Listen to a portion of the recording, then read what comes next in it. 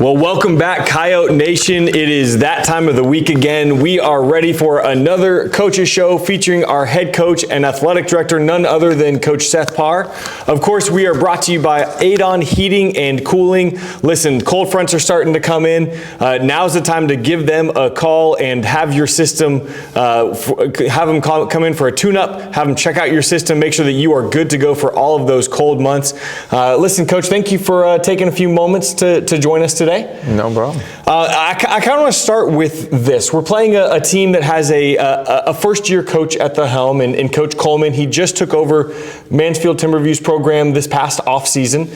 You're no stranger to taking over programs and kind of being a first-year coach. What are some of those biggest struggles and some of the exciting things about taking over a new program for the first time that you've discovered in your career? Well, the exciting thing is that you get to get your vision out there and try to put your vision and what you think is important into a program to see if it's successful. The struggles and the things that everybody goes through is not everybody has your vision. They had their vision and they might have wanted to take over the spot. And then you have to learn people's names and what they do and what the whole administration does, how it affects you and your program. Have to hire coaches that you might not know, and you got to sell your vision on that, and hopefully that goes out correct. I mean, you hire the person that you interview, you never know, all right? And then you got to sell your vision to the players, the community, and the parents, and it's a lot because you're trying to sell something that you might not see results until year 2, year 3, and some of these people want to see it year 1, or some of the people that never want to see it because they were loyal to the person that came to them. So high school is a lot different than college. Just because in college you get rid of the whole building and then you bring in your own people, and now you're just making sure you're hiring, it's on you. In high school, you might bring in 1 or 2, maybe 3 or 4, and then you guys sell your vision, and it's hard because some people, when you lose a job or somebody loses a job that's in the school, or your leader loses a job, you kind of attach it personally, that they didn't think I did a good job, and it might not be that, but you're coming in new, so you're having to build a relationship that's already on a rocky road. Sure. So that's the hardest thing I had to do, and when we move to a program, find out what their traditions are too, and then and then you got to show them, you weren't successful. Sometimes people say, well, this is the way we've always done it. But if you weren't successful doing it that way, that means that way needs to change. Right. And sometimes that's hard for people to do. So you kind of mentioned it in your answer. Sometimes it's year 2 or year 3. When did you start to feel like this program was reflecting your values and that kind of turn the corner moment for you in your career here at Anna? I think year 2.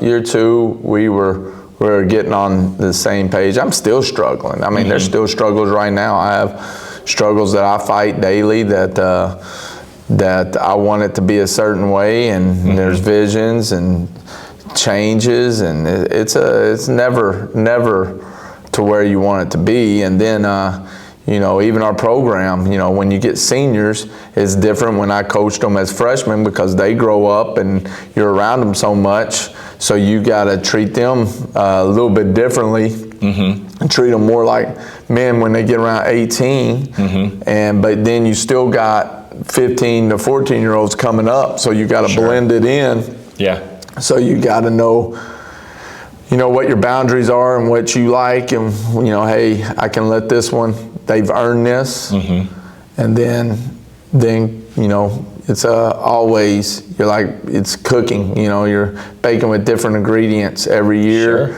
and times change, people change, people changed in Anna over the past 5 years. So schools have changed, neighborhoods have changed, it's gotten bigger. So you got to really know ebbs and flows, but you got to know what's really you want in your program that you know you need to be successful to win. And then everything else is subpar or sub stuff that you can negotiate that or fill this out. But there's going to be core values and the way you think a program should be ran. That's got to be the main focus at the beginning. I really like that answer. No, that's great, Coach Parr. Hey, one of the things that we've kind of talked about off and on, whether it's in interviews or here at the Coaches Show with players, one of the themes is we've got to make sure that we are refocusing and rededicating ourselves in practice. And I think last week, just to kind of reflect a little bit against Liberty, it was probably one of the cleanest games I think we've played all season long, and I know there's some reflection of the opponent we played, but as far as the false starts and illegal formations or some of those self-inflicted wounds that we've seen pop up at different times this year, felt like it was really pretty clean. Do you feel like that was a reflection of some of that rededication and refocus and practice over the last couple of weeks coming out in that game? I think practice builds that and it cleans things up, but some of those things might happen because new people are in because of injuries. New people have moved in and learning a new position. Sure.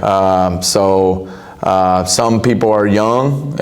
So we had 2 freshmen that are starting. So I think about this time of the year it should be good, and we should be able to focus. So now that's what you're coaching in week 7, 8, 9, 10 is you're focused at details. You've learned what to do, you know what to do, should be able to do it in your sleep.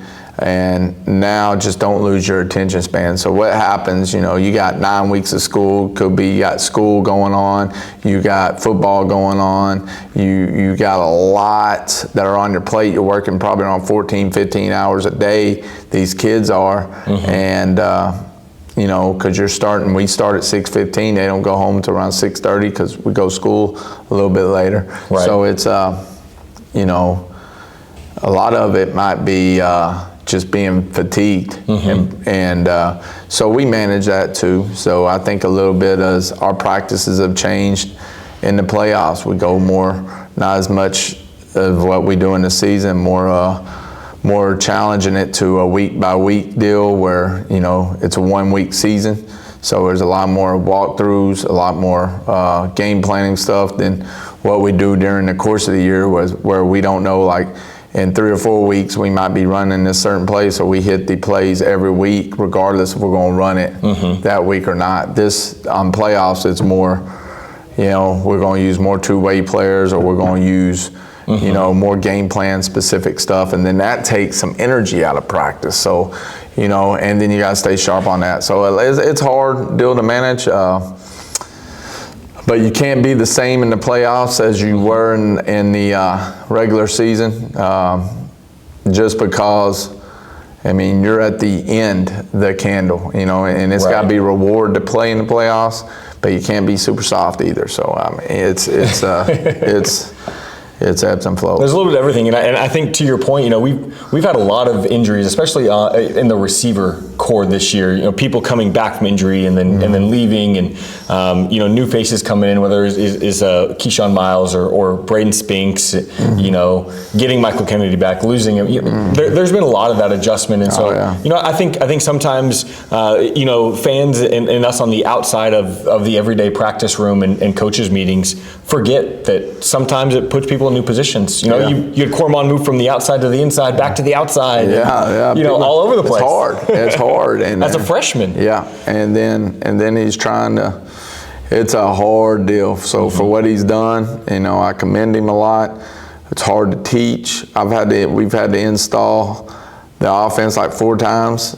Just because of the people that have come in, and like you said, the receiver room has been. Hey, Ace is playing running back. Right. So, and then he's, he'll be moving around, a lot this week. So it's been one of the hardest coaching years as far as teaching. And you gotta think that might be a trend since all the new people moving into Anna. And I see a lot of, and then, people don't, I see a lot of for sale signs, so that you might be getting in and out. It might be fluctuating because, economy is affecting football here in Anna. So it sure does. It's crazy. All of it's a trickle-down effect. Let's look forward a little bit. Obviously, we have a big playoff game on Friday evening, 7:30 kickoff at R.L. Anderson Stadium over in Mansfield. You come out, make sure that we are traveling well as Coyote Nation, and that we are loud, we're respectful, but we're loud and we're proud everywhere we go. Kind of talk about what you're seeing in this matchup. What are some of, in your mind, keys to the game? Obviously without giving away game plan, but what are some of the, in your mind, keys to the game on Friday? They've scored a lot of points on special teams. They're very dangerous at returners, 23-8, very good football players. They like to throw the ball a lot. We're going to have to play really good defense. RPOs they're very sharp at and they're very good. We're going to have to get some pressure and hopefully stop the run and make them get it down the field. Try not to get explosion. They win on defense. Very good on defense. Got their best players, best pass defense around probably. Their free safety's going to Texas A&M. Their corner's going to UTSA. They got the number one ranked defensive end, I believe, in 2028's class. I was going to say, I saw them up in that at least very worst top three. Yeah. So, I mean, they win on defense. So we're going to have to win the battle of trenches, and we're going to have to get receivers open. Zai's going to have a good game, and we're not going to be able to turn the ball over. So it's good versus good. They're good. Matches are good, and then we're going to have to win in special teams. There you go. I love it. Listen, you mentioned his name. Zai is starting his 10th playoff game here in Anna High School. To start, for those who aren't aware, starting 10 playoff games in the state of Texas is almost unheard of. That means that you have either gone very deep in the playoffs for 2 years or like Zai did his sophomore year, have a state championship run. What is it like having that veteran of a quarterback being able to lead the helm going into a playoff week? It's good and bad. I mean, good. I think he's been really aware this week. He's now, some of these games might have lost his interest, but he did a good job of getting his focus back. I think, and that's what we talk about. You got to be the same every week. Sure. And but it's easy for a grown adult to say that as opposed to a teenager that's learning how to do it. And then. So he's been really focused, and it helps. It helps because he knows what to expect. But I'd rather have one with 10 starts than no starts, I guess. There you go. Well, hey, let me kind of last question, and then I'll let you just have your final thoughts after that. How much during playoffs do you pay attention to pundit picks? Do you look at those, or do you see them, or does it just kind of like, it doesn't really matter? We don't use it as bulletin board material. I never look at the picks. That's fair. So I just never. I'm always curious. I never have, and never. Yeah. And then my wife did a tricky deal where I can't get like Facebook on my phone anymore or anything or something like that, and so I don't even get information. Sometimes I hear things from you guys. Yeah. More. I'm on Twitter, but I see Professor Diggs sometimes, and. They do their rankings. I'm sure you see some of the Dave Campbell stuff occasionally on Twitter as well. Yeah, Matt and Dave. But I don't really, I don't look at it, and not because I don't want to. It's just because I'm usually dealing with some kind of crazy stuff that's going on here, and thinking I'm going to get something done, and then something else pops up. I mean, we just did a signing. Yes. We had all district today, so we had practice twice. So there's a lot going on. Got a roof getting put on in my house right now. 100%. All right. So my wife did a good job of taking. You don't think about how we're gonna get the dogs out. To use the restroom. So who let the dogs out? Who let the dogs out? She did a good job today. So there you go, Ann. Commend her on that. but there's a lot to it. Anne's over in her office just over there and is yelling at us off screen. But that makes sense. I know sometimes some programs will use some of that as bulletin board material, and other people say it doesn't really affect us. They don't control how we play in a game anyway. So we're not taking it as a deal like we never look at it. If it comes on there, I think our kids see it, so that motivates them. It really doesn't motivate me anymore. I'm just not motivated from that deal. Well, there's some teams that I want to beat, and just not motivated by who picks who. Well, and I think at the end of the day, the internal motivation is always going to be more important than the external motivation, right? You have to be internally motivated, and you can find a little bit of extras here and there. Michael Jordan, best basketball player of all time, is famous for that. Better than LeBron James, Coach Rod. Yeah.